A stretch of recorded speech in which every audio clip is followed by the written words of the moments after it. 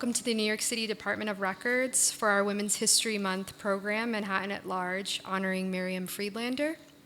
My name is Yanni Aviles, and I am the Public Programs Officer for the New York City Department of Records and Information Services, DORIS for short. We house New York City's Municipal Archives and Library, our mission being to foster civic life by preserving and providing access to the historical and contemporary records of New York City government and its peoples. So we're gathered in person and online to celebrate the life and legacy of former councilwoman Miriam Friedlander.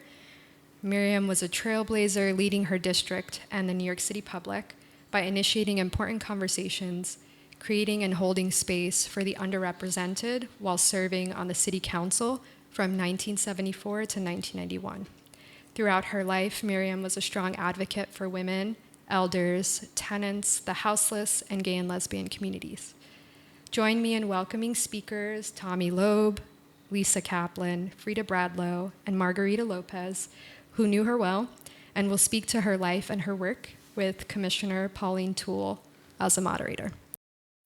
I thought we would start by just asking you to think back to that time in the 1970s and 1980s where you lived in New York in your different communities. And what was the atmosphere then? What was it like? Why don't we start and just go around the table from Lisa, then over to Frieda, okay? Well, it was very different from today's Lower East Side and East Village.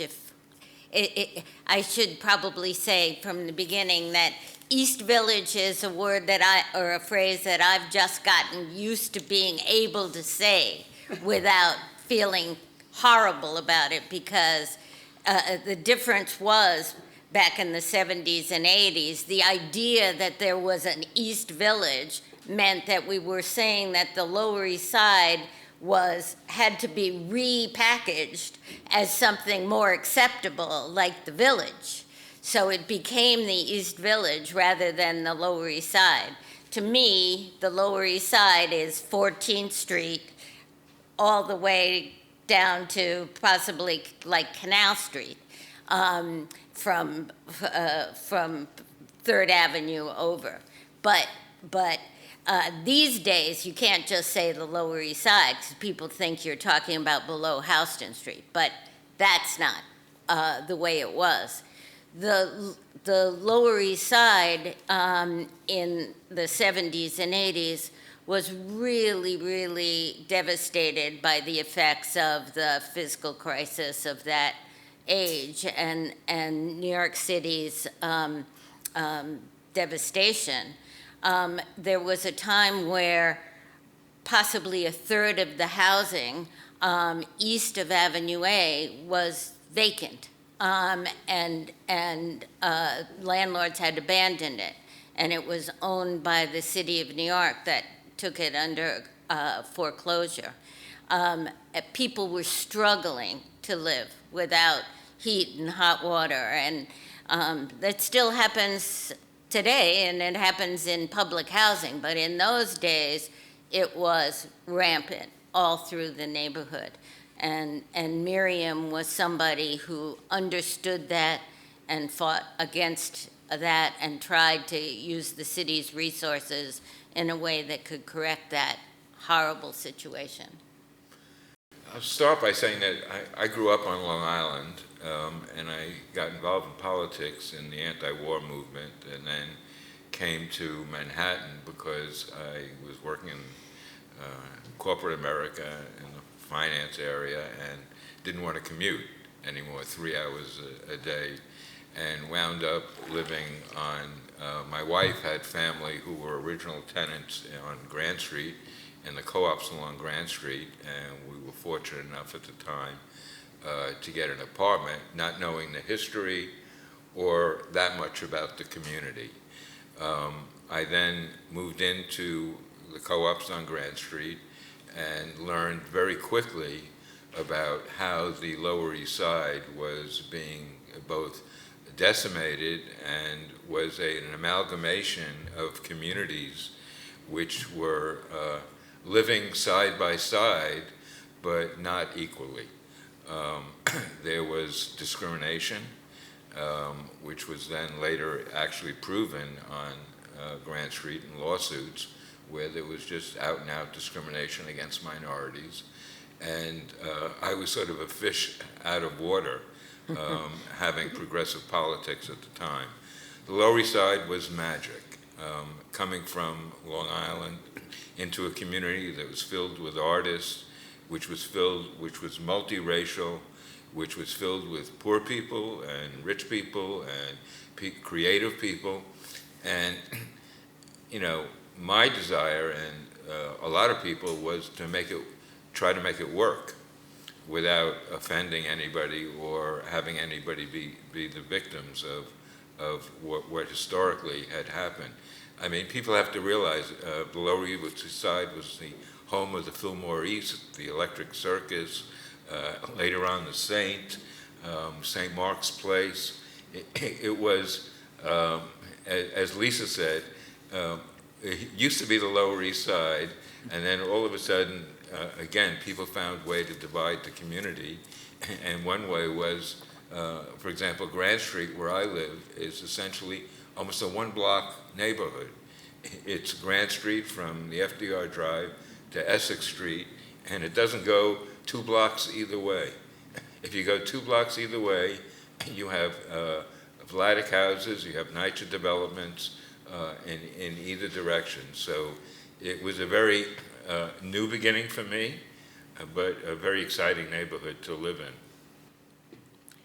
Well, for me, I left Puerto Rico, running away from Puerto Rico, from the police, from the government, from everything that I was doing in there, because I was a feminist, I was a lesbian, and I was for the independence of my country.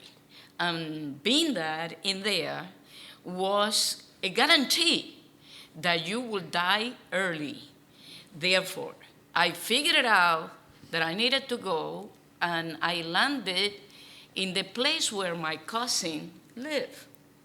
And that place where my cousin lived in the 1970s was a place where a lot of political movement were happening for the Puerto Rican people in regard of our struggle over there.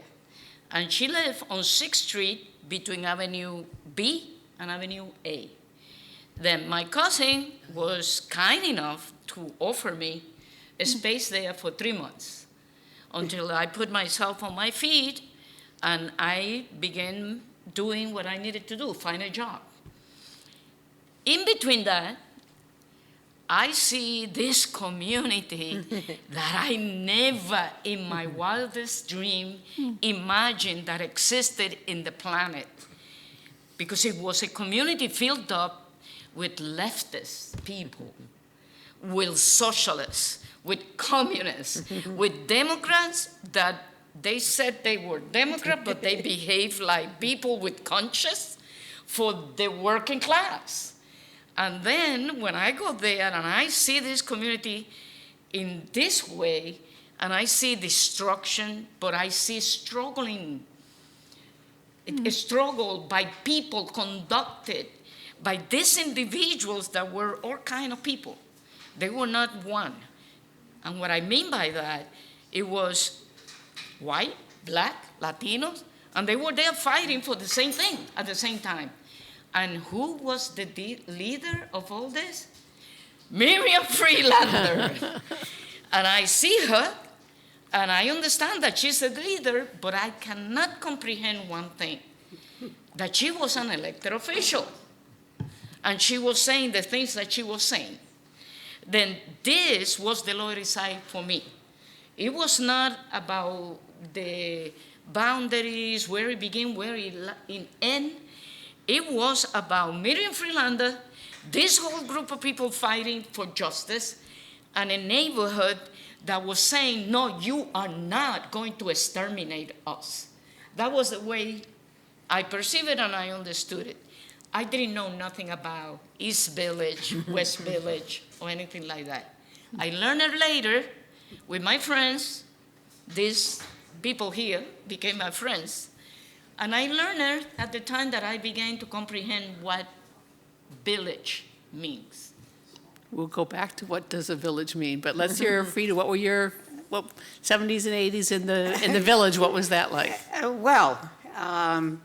I came to New York from the city of Baltimore, which was northern for me because I grew up in Danville, Virginia, of all places. That's where we emigrated from Germany. And I met Miriam, I guess I had been in New York for about 10 years when I met Miriam. And I said, oh, finally, I met a sister. Because everybody else that I met here originally was in a totally different mindset. I came out of school as a social worker, and so I fit in very quickly with Miriam, who was at heart a social worker. We saw eye to eye on many, many things. But we became personal friends through the Village Independent Democrats, which was my home club. And Miriam became a member, and we found each other with all the other striations that were there. And we became fast friends. So the first time that she ran for office, I got involved in her campaigns. And ultimately, about the third time she ran for office, she asked me to manage her campaigns, which I did for the rest of her life. I was her campaign manager on the east side and the west side. I met some of the most terrific people that live in New York through Miriam. We were personal friends as well as I was her campaign manager for all those years. Let me segue then to the next question, which really is about the political campaigns. And you, Tommy, were involved in the very first campaign, as you were, Frieda. And, Miriam won in 1973, and she continued to serve in office until 1991. How would you characterize the opposition to her? What was going on that made these seats, this particular seat, so contested?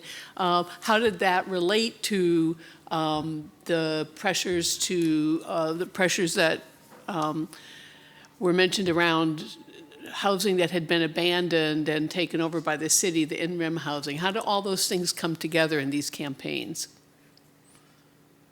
Well, maybe I can start by saying that, Miriam had a couple of things that she stood by all the time, and I learned very quickly, because I was in my late 20s when I first met Miriam. I met her, by the way, through a family acquaintance and who had similar politics, and at the time, Miriam was going to run for the city council. We met, and we hit it off, and I joined her campaign at the time. But Miriam's motto was, do no harm. That was her first ethic, which meant that regardless of who you were and what your position was, no matter what her position was, she did not want to do harm to anybody.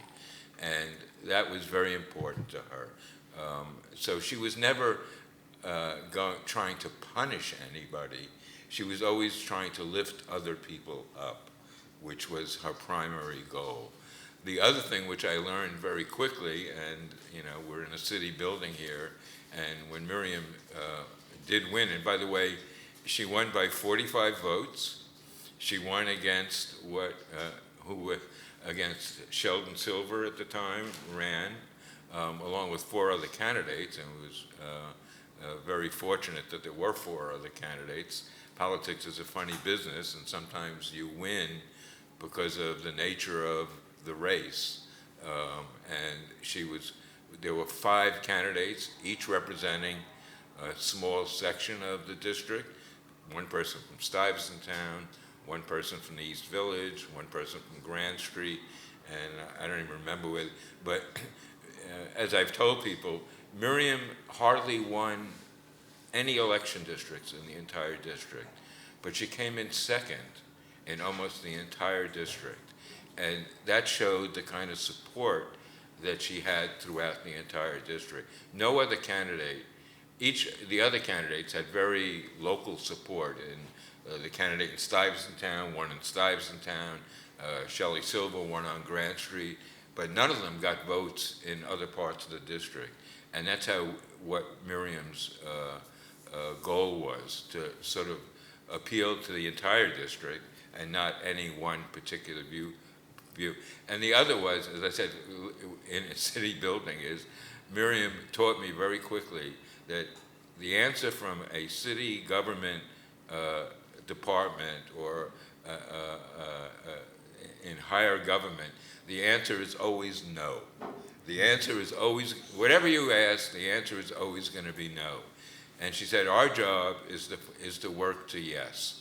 And that meant, in some cases, finding in the individual agencies, and by the way, people should know this, there are good people in city agencies.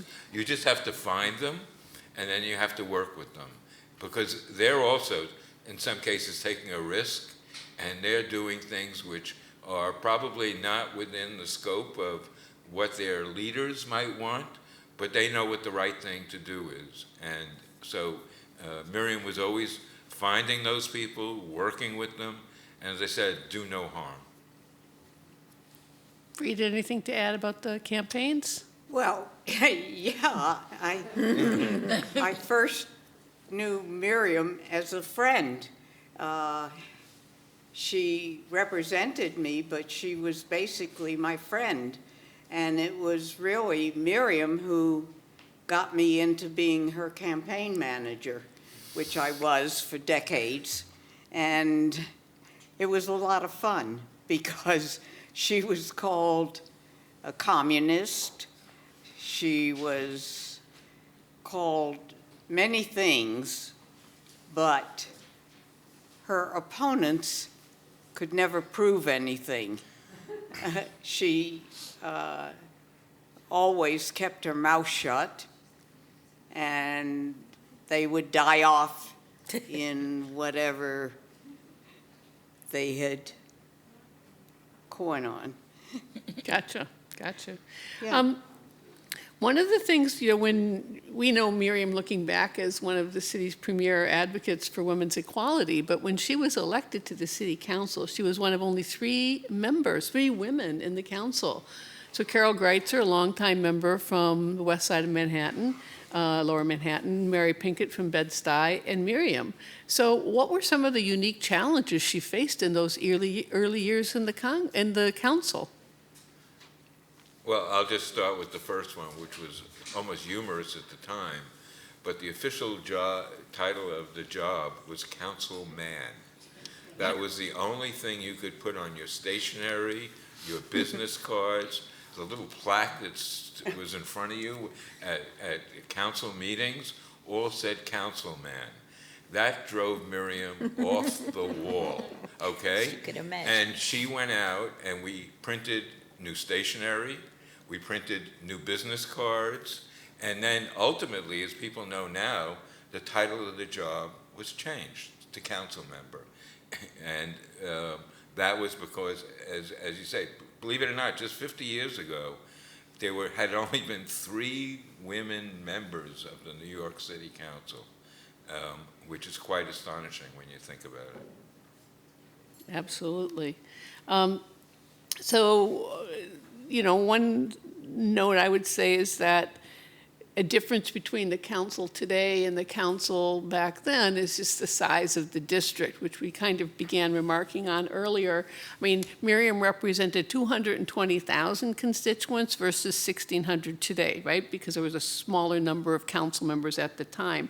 So that meant that the geography of her district was very different, right? There was all of Manhattan below Houston, So the neighborhoods of Chinatown and Little Italy, the growing community of Tribeca, Soho, the Lower East Side, Greenwich Village, Peter Cooper Village, Stuyvesant Town. You think about all those places, and each community has its own specific issues, right? And we're talking in the 1970s and the 1980s. They're all articulate, vocal proponents of whatever their causes were. How did Miriam balance all those differences? I don't think it went through her mind. She did things like automatically. She had a talent for being able to size up a situation and act appropriately. I never saw that she misinterpreted. She just had a major talent for analyzing and following the best course. Okay. What do you think? I will answer that question in the following way.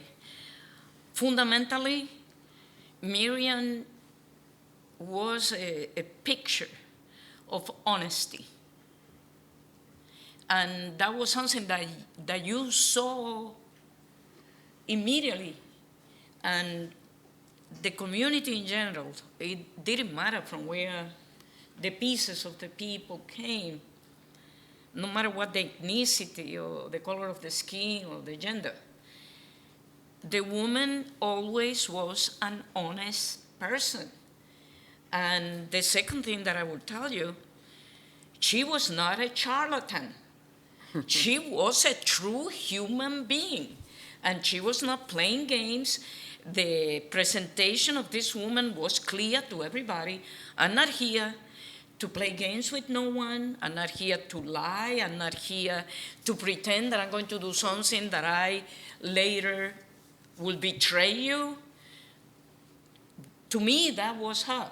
That was the presentation. From the moment that you met her to the moment that you keep functioning with her in whatever you're doing. If you are in agreement with her or not, she will be the same person. Therefore, it was simple to work with her. But yet Miriam had to make compromises. And I know when we had our preparatory phone call, Tommy, I think it was you or someone mentioned how, you know, Mayor Dinkins used to talk about New York City as the glorious mosaic, as we recall, and that, you know, the Miriam's district really was exemplary of that. And because it was so diverse, there were so many opinions, but she needed to find a way to bring those opinions together, not necessarily in a leader as leading people, but by bringing them together. Can you think of an example of when that might have happened? No. What I was going to say was that I think her strength in doing that came from the fact that she was there. She showed up. She might not agree with everybody in the room when she showed up there, but she was there. People got her as a human being, I think is what part of what Margarita is talking about, that her genuineness, her humanity came through.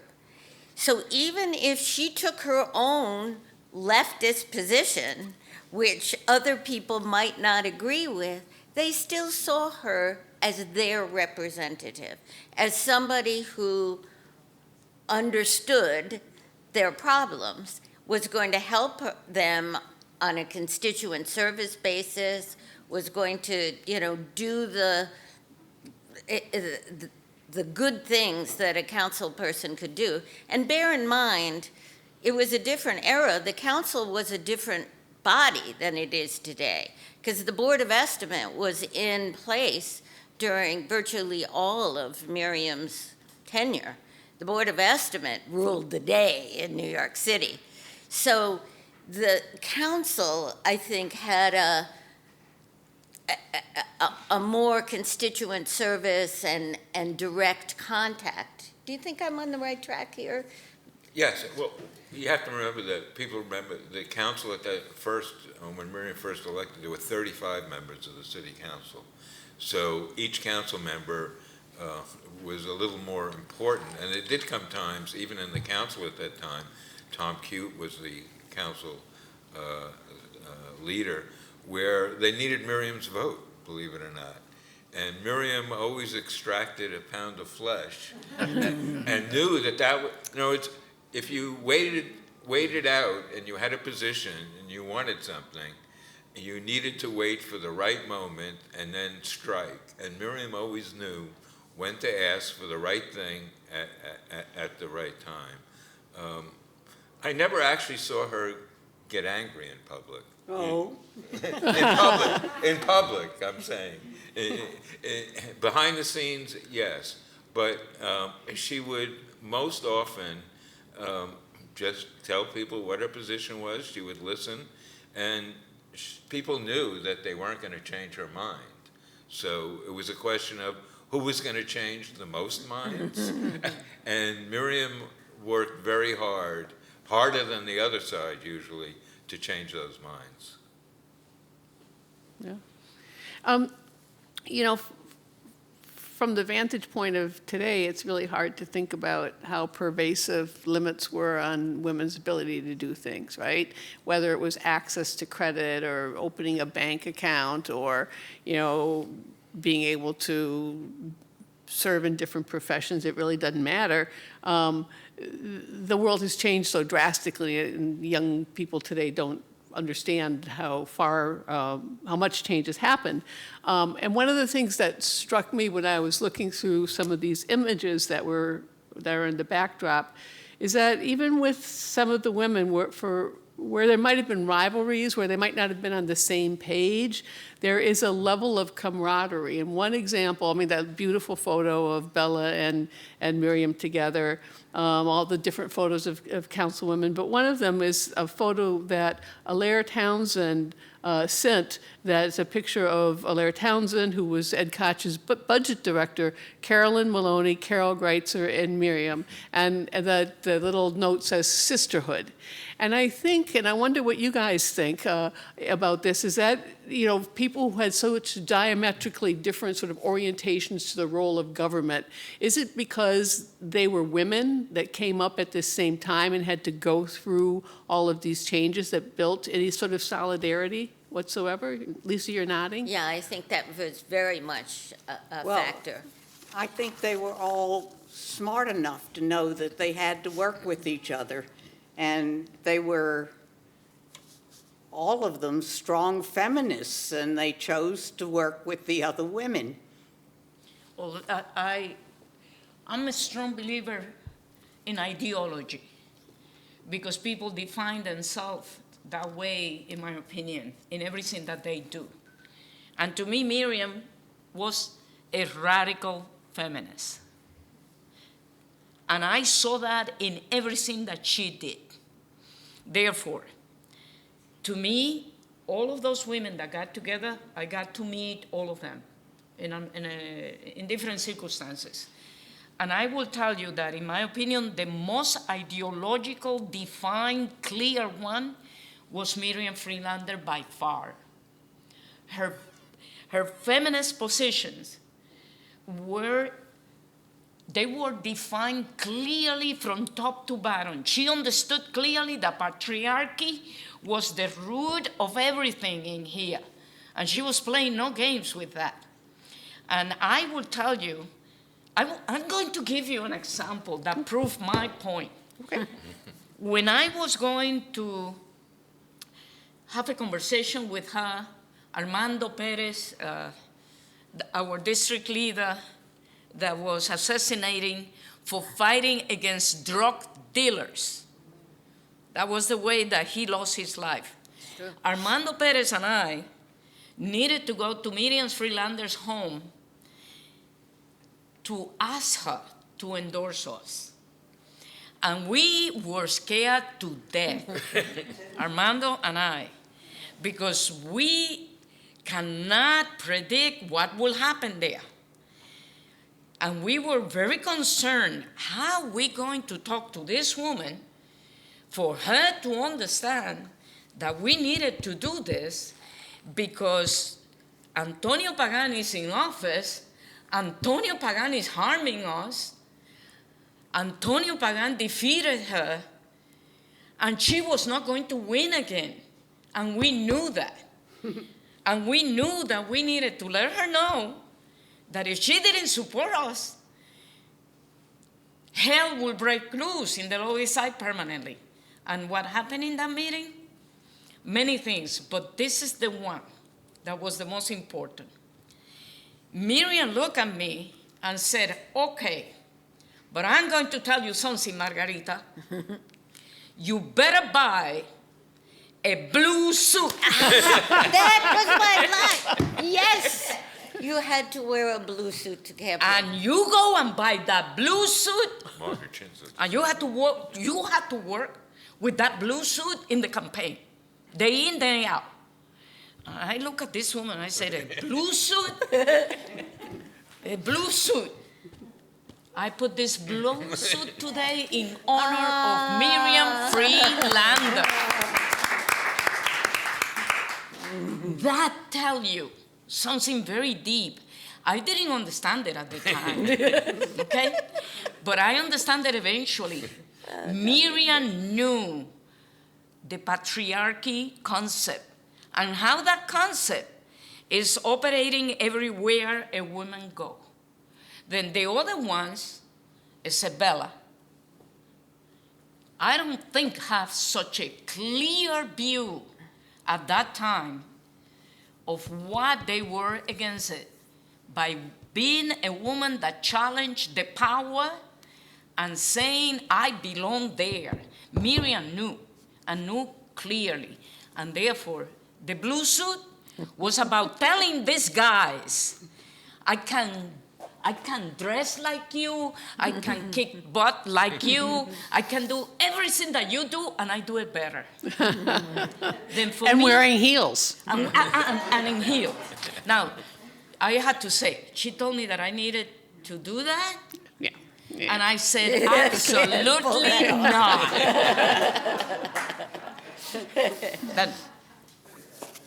That is great. That is great. Well, you know, she chaired the Council Committee on Women's Issues. I think she probably founded the Council Committee on Women's Issues, believe right? she Because did, yes. right. So, and she also was a member of the General Welfare Committee, Civil Service and Operations Committees, and they came together in lots of ways. So that Women's Issues and Civil Service Committees came together in the fact that she created this concept of pay equity in New York City, right? Mm-hmm. And began to hold the administration to task on how women were paid and how women were permitted, had opportunity to advance in city government. So that was huge. And she, I think when we were talking, Frieda, you spoke about her role in pushing the Department of Education to be more open and supportive of women. So what do you guys think her greatest accomplishment as a legislator was? Wow. Or any one of her many accomplishments you can tell us about. I think her work for tenants was probably, to her, the most satisfying of her accomplishments. The fact that tenants all over the city owed her the fact that they had affordable rents. Okay, that's I mean, that was huge. a prime issue. It's difficult, right? Yeah, there was a lot. But the other thing we really should mention is her work on lesbian and gay issues. In preparation for this, I went back and read some other articles that were written about her. And one of the things that stood out to me was her work during the AIDS crisis. Absolutely. And there was a mention by one of the founders of a gay men's health crisis that while they were trying to organize and ACT UP, I should say, not gay men health crisis, but ACT UP was trying to organize and a demonstration here at City Hall, and they couldn't get close to City Hall. So they called up Miriam, and they said, we want to be right on the steps. And in those days, you couldn't have a demonstration on the steps. So she said, okay, I'll put each of your names down as a visitor to my office, and they'll let you through. And she did it. She was one of the few people, even she was criticized by a gay man, Antonio Pagan, the guy who beat her in the election of 1991, for her work in trying to get an AIDS facility in the neighborhood. She believed in the rights of all people, and she understood what it meant to suffer and to be not treated fairly, and she was going to right the wrong. Yeah. That's who she was. It was, and she won the first AIDS funding from the city, which was around an education campaign which is huge, right? She fought for people. Yeah. Tommy? Well, it may not be legislatively, but people have to also realize in the old days of the Lower East Side, as we did call it, the only men's shelter in the entire city was at 8 East 3rd Street on the Lower East Side, on 3rd Street between 2nd Avenue and the Bowery. And it had maybe 800, 1,000 men in it each day who were kicked out every morning into the street of the Lower East Side and not let back in until the evening. And Miriam fought tooth and nail, and today we do have somewhat of a fallout of that. We've diversified, and we've said to other communities that you have a responsibility. This is not only the responsibility of poor or low-income communities to house the homeless or to provide housing to low-income people. And the same, by the way, with methadone. Beth Israel Hospital was basically the inventors of methadone. We had about 20, 30 methadone clinics, all on the Lower East Side, nowhere else in the city. And, you know, when you have those kinds of concentrations of people with problems, they fall out into the community. And Miriam never wanted to punish the victims, who were the people who needed services.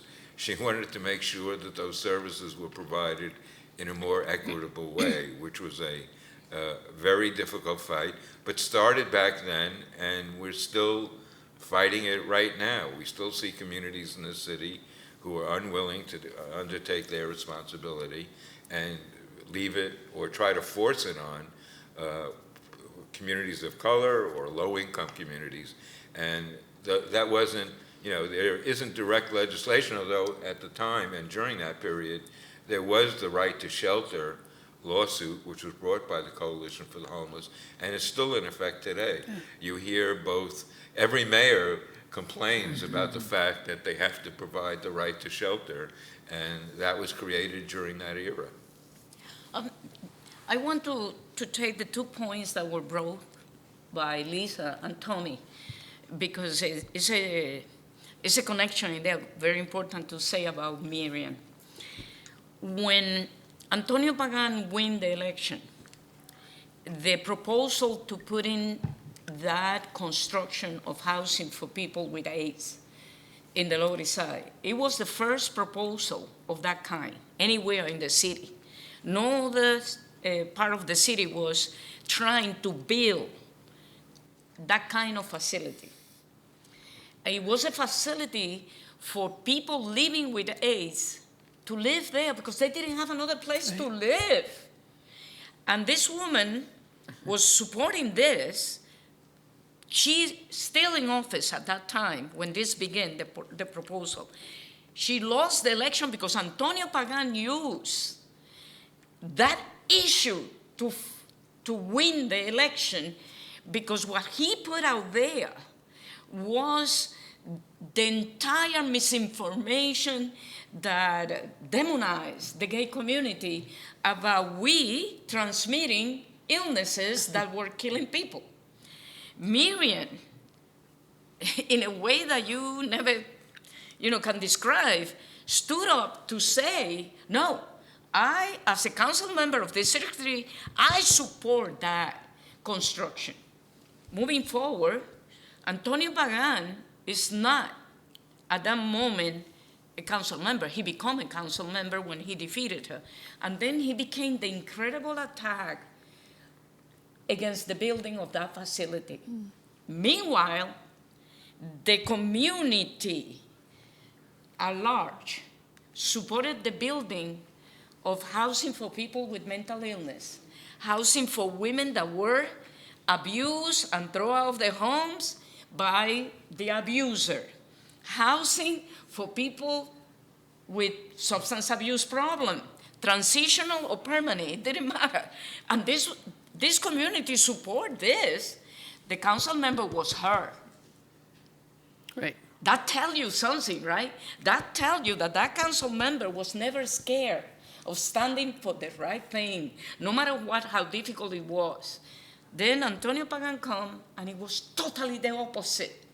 It was against every single humanistic proposal. Then I think that asking the question from the point of view of legislation is not paying homage to her, because her contribution, yes, legislation was there, but that was not the big thing about that woman. It was her presence, the things that she said, the things that she did, the things that she stood up for. And she didn't care if you're going to kill me or not in the process. That's I think, the best way to answer this question. Okay. And I'm sorry. No need to be apologetic. Okay. I think it's valid, totally valid, you know. Okay. But both of all these comments sort of do tie back a little bit into sort of housing and access to housing, whatever your circumstance, if you were of lower income, and, and during Miriam's tenure, we saw the encroachment of NYU into the neighborhood to build dormitories, and, it begins to sort of change, the pricing changes, structures of the city. But then there's also like the Sewer Park urban renewal area that was there for decades as vacant land, and I think, Tommy, this ties a little bit back to your comments about sort of the Grand Street, regular folks and reformers and progressives. So what were the dynamics there? Well, I think Lisa and her, a large group, Cohorts. Margarita, Kaplan, there was a long Cohen. battle on the Lower East Side for the Seward Park urban renewal area was basically, for people who don't know, it was tenement buildings which were torn down almost 50, 60 years ago with the hopes of rebuilding housing. And then the people... More co-ops, like the Grand Street, Yes. was to extend the Grand Street co-ops. Moderate income, the ILGWU, for example, originally funded the co-ops on Grand Street. They were meant for middle and lower income residents. It sat fallow because the powers that be on Grand Street did not want housing or even moderate income housing, because that meant there were going to be more people, and more people meant more voters, and more voters meant that those were voters that might not necessarily support the existing agenda. So that fight went on for about 40 years. And then we had a very different community board. We had a community board that actually coalesced, and Lisa and Fran Golden, who, if you go by the Essex Crossing development now, you'll see a senior citizen building. The Fran Golden building, Houses. which is quite amazing. But Lisa, maybe you're the right person to talk about how that fight resulted in probably one of the best deals in terms of providing a split in making sure it wasn't all high expensive housing. Well, the Seward Park Urban Renewal Area is one of the most dramatic and heartbreaking stories of development in New York City, I would argue. It's just monumental. The neighborhood, it actually started with Robert Moses, who wanted the Cross Manhattan Expressway, and the land was acquired by the city, and then the fight began, because it was racial and unquestionably a racial fight, because the Grand Street co-ops were occupied by middle-income Jews, 95% Jews in the co-ops. Speaking as Lisa Kaplan, I can say this, it was racist. The surrounding community was overwhelmingly people of color, Puerto Ricans, largely. But there were also some Asians. There were a few Italians left. My mother's Maria Mandrano, so I got it both ways. And the fight, led by none other than Sheldon Silver, Miriam Friedlander's first opponent and Archie-enemy. an arch-enemy, along with Ed Koch. That picture was actually one rally at Seward Park in the 80s, which was only 30 years after the area had been originally cleared.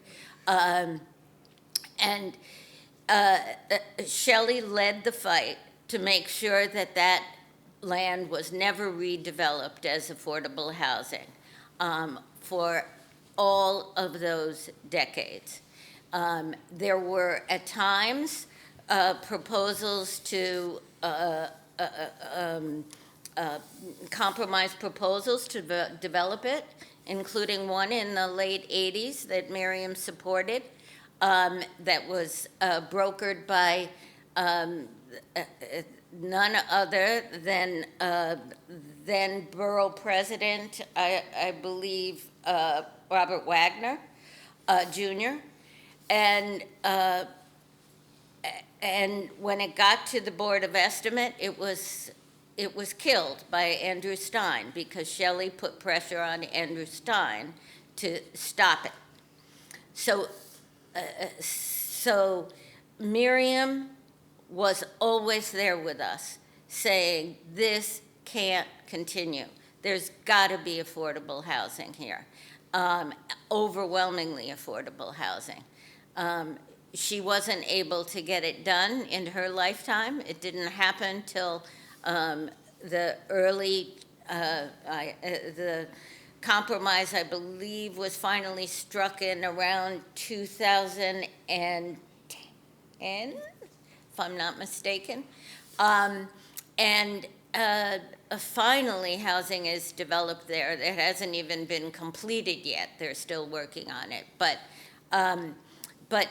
Miriam was willing to go to the mat against Shelley and against the extraordinary forces that kept that development from happening. And we had a spokesperson, even though the cards were stacked completely against us.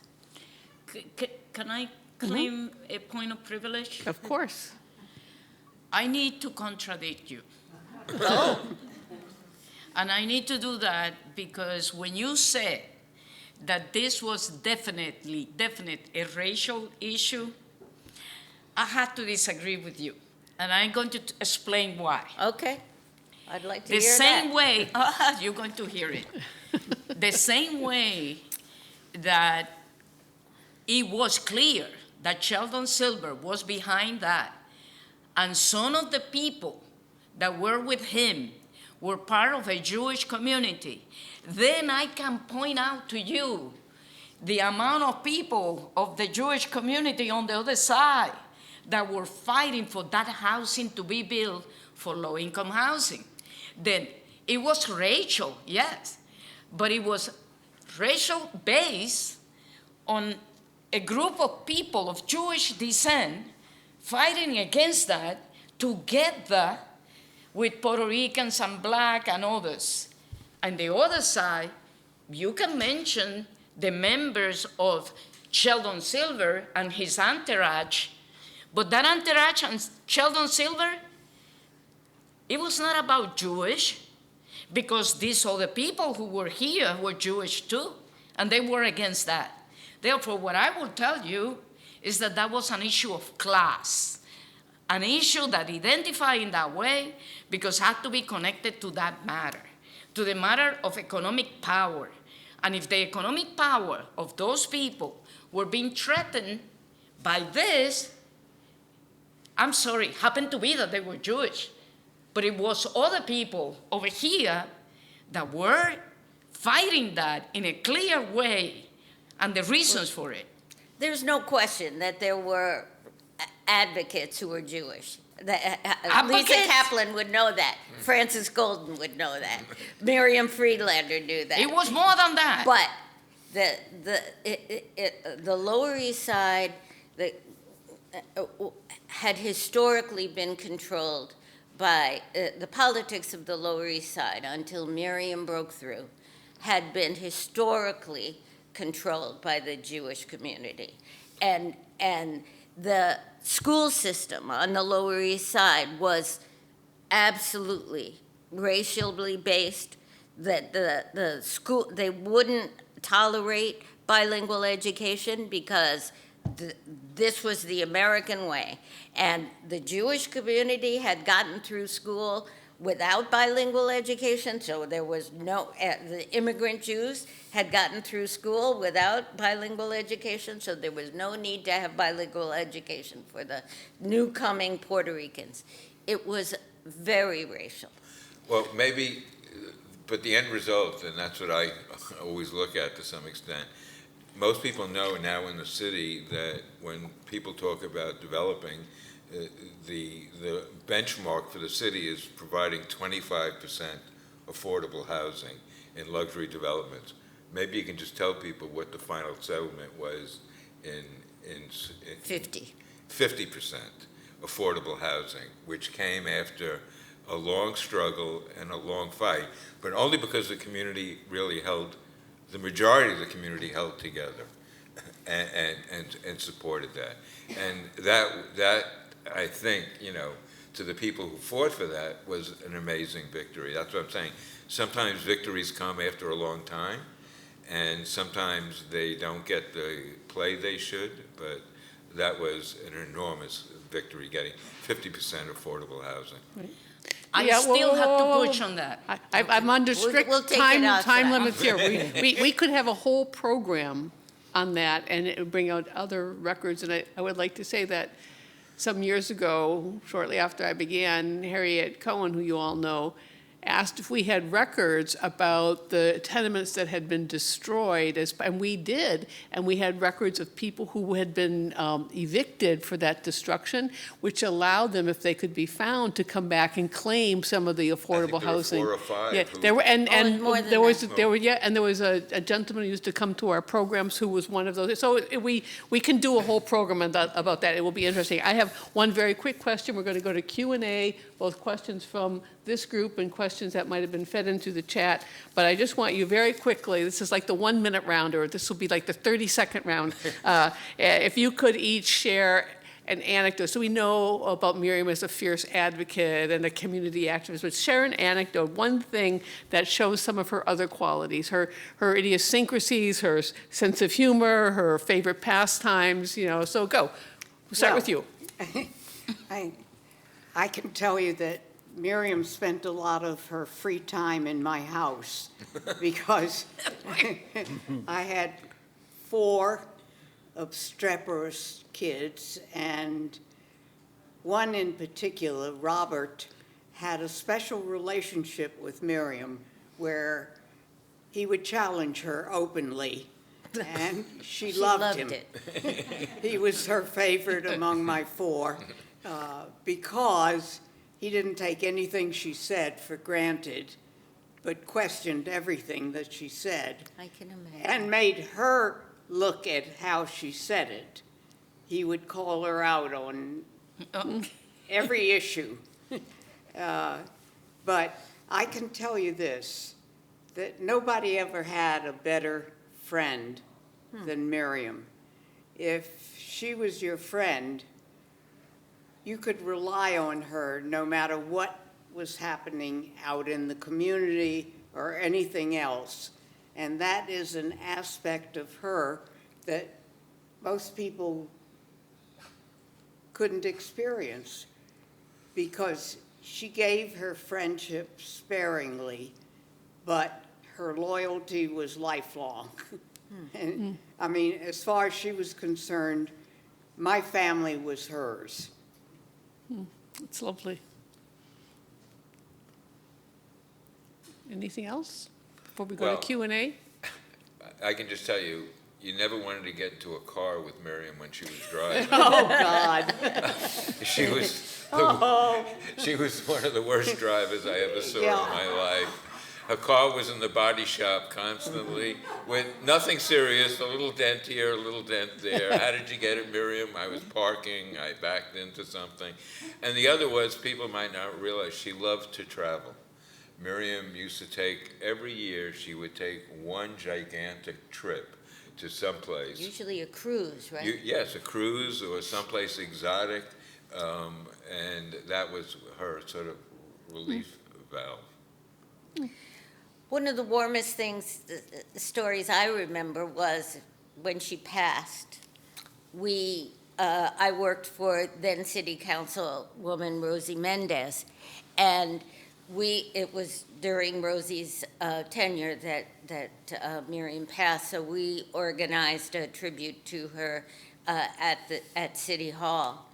And we were walking down Miriam Street, East 6th Street, between 1st and 2nd Avenue, telling people about the tribute and giving them an opportunity to come.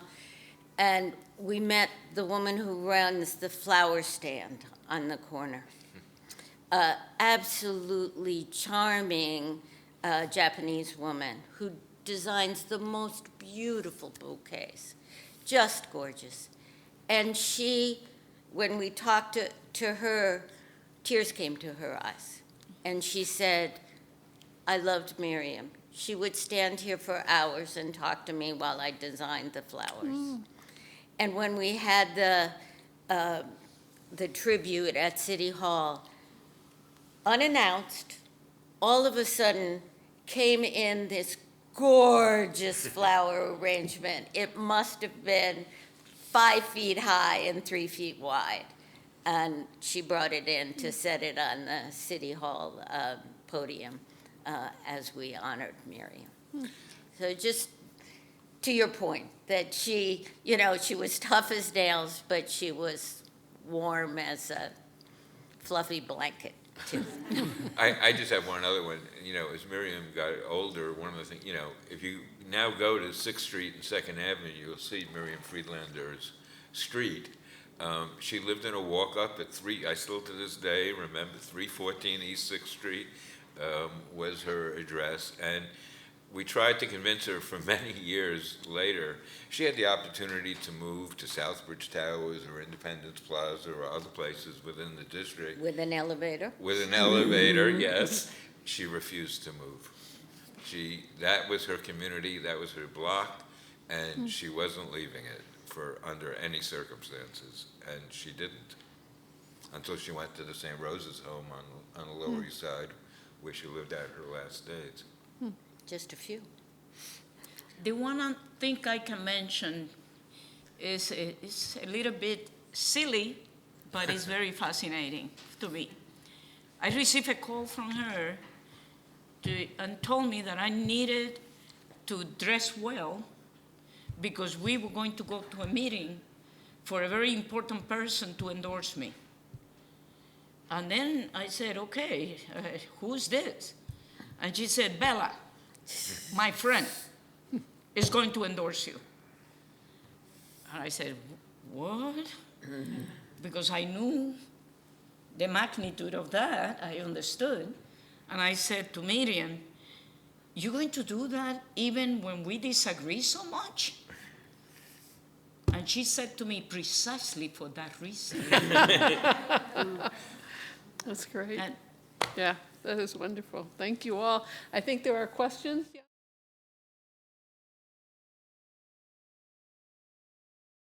I'm going to combine two questions and ask if the panelists would like to discuss any sitting council member who might be similar to former council member Friedlander. Oh, wow. They don't make them like they used to. I'm sorry, but that doesn't exist. Exactly. I think one of the problems has been, and everybody can see that, term limits has somewhat changed the nature of Yeah. the council. Yep, yep. We have people who are looking, in other words, when Miriam was elected, people weren't looking for that next job. They were worried about getting reelected, but they knew if they did their job, if they did it well, if they served their community, there was a good likelihood they would continue to serve and get elected. Now we have council people who are term limited and who are looking for their next job, you know, as soon as their second term, as soon as, or even before their second term. And that has, I think, changed the nature of the council. It doesn't give, even now looking at the council, I don't see even among the progressives, I don't see the coalitions building or the people developing relationships over the long term, which allow them to work collegially together. They seem to be all, you know, facing or looking at their own district and not looking at the bigger picture. Tommy, that doesn't happen spontaneously. Somebody has to pull it together, and that was what Miriam was good at. She could get people who hated each other to talk to each other. It was something that, I don't know if there's a council person that has inherited that skill.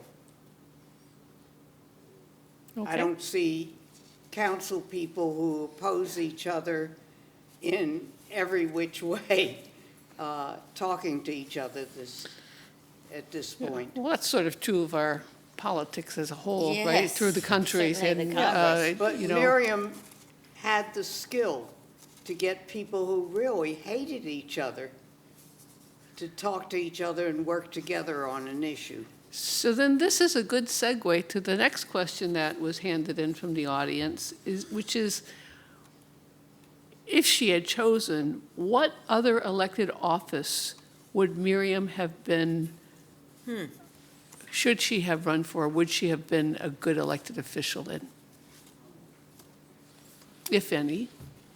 Maybe the public advocate, you know, because it isn't legislative based as much as it is getting the feel of the neighborhood or of the community and trying to work through that, making the most of that, not legislatively, but programmatically and policy-wise. Except I would question if she would be acceptable to the community for that, because they would prefer somebody who wasn't as opinionated and strong. But wait a moment, Koch was opinionated and strong, and he became mayor, right? Therefore, He was not acceptable to a certain group. but he was elected, And then defeated. okay? He was elected. Yeah. And I'm only mentioning that because I think Miriam could have been a candidate for mayor. And I think people would have stood behind her in many, many communities. No, because her honesty, commitment, and not being a person that was a flip-flopper. She represented my community, which was the West Village, and while she was accepted there, she wasn't really interested. That was not her thing. Yeah, Okay. she was an East And Sider. citywide was not her thing. Well, you know, it's kind of interesting. All the years I knew Miriam and worked with her early on, I never heard her aspire to a higher office. She was perfectly satisfied and really thought that that role as the city council person was her role in the community. I agree. It allowed her to organize, it allowed her a voice, and she knew, as Frieda's alluding to, what running for higher office would take or risk, and she was perfectly happy doing the organizing and working in the city council where she was. I literally never heard her say, I want to run for Congress, I want to run for borough president, I want to run for anything other than the city council. She wasn't really interested in those of us who didn't desperately need her help. That was not her thing. Right. It just wasn't. I mean, she enjoyed being at VID and supported VID, but it was not her basic interest. And VID knew it and accepted it because of the good work she was doing. That's interesting. Okay, we have two more questions, and then I think someone wants to give a remark and appreciation. So then we will conclude. This has been really great. So which one to go first? We'll go this way. I think I know the answer, and whoever wants to speak should speak. Not everyone has to speak, but you're welcome to speak. What would Miriam Friedlander say about the newly gentrified Delancey Street and Essex Street crossing? Well, I think she would have appreciated the hard work that went into the end result. And in other words, Lisa and I, you know, we've all known each other for years. We used to sort of joke. We all knew the time was going to come for the Lower East Side. It had location, location, location. And two bridges. and two bridges. Yeah. So we all knew the handwriting was on the wall. The whole question was, how were we going to how were we going to monitor it and make sure, and we're really on the cusp right now of the community tipping to where the people who really love the Lower East Side may not love it much more. Those of you who don't know, we're faced with, you know, you see the Extel building, that 80-story monstrosity at the Manhattan Bridge, which is seen like the pyramids from all over New York City, but we're also faced with 4 more towers of 60 and 80 stories going up in that same neighborhood. And everywhere, you know, again, we look in the neighborhood, and I've spent a lot of time, and those of you who know the Lower East Side, our jewel of a park, 56 acres and 1,200 trees, are all being destroyed in a failed resiliency plan, I feel. And so the community is at a very tender point now. You know, we have more bars than we have local mom and pop stores anymore. We have an area which is appropriately called Hell Square. The area between Delancey and Houston Street, between Essex and basically Allen Street, has, I think, 100 bars. Oh. And if you go to the community board, the entire time of the community board now is taken up with liquor licenses. So we've become sort of a mom and we've gone from a residential community now to a little bit of an entertainment district for people like the West Village used to be when I was growing up. People from the suburbs used to come into the West Village because that's where the action was. They still do. Yes, but now the Lower There's East, more on the Lower East the Side. East Village and the Lower East Side are much more where the, as we used to and still refer to, the bridge and tunnel crowd are coming. All right, so our final question. In the discussion, there's been some mention of Miriam's Jewish heritage.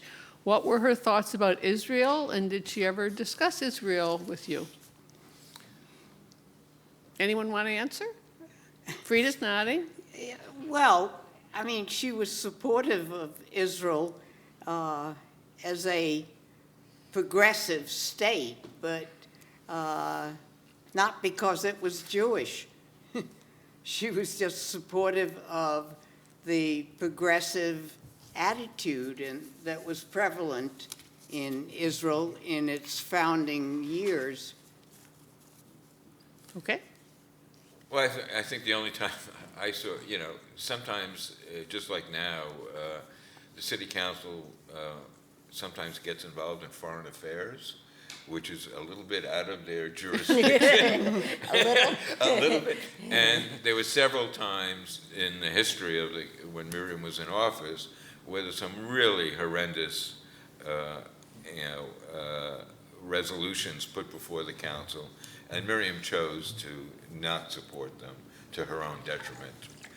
Again, because she was principled, and she was not going to support something which was essentially just basically blind support for Israel and anti-Arab in its in its content, and she would do that knowing the risk it posed to her own reelection.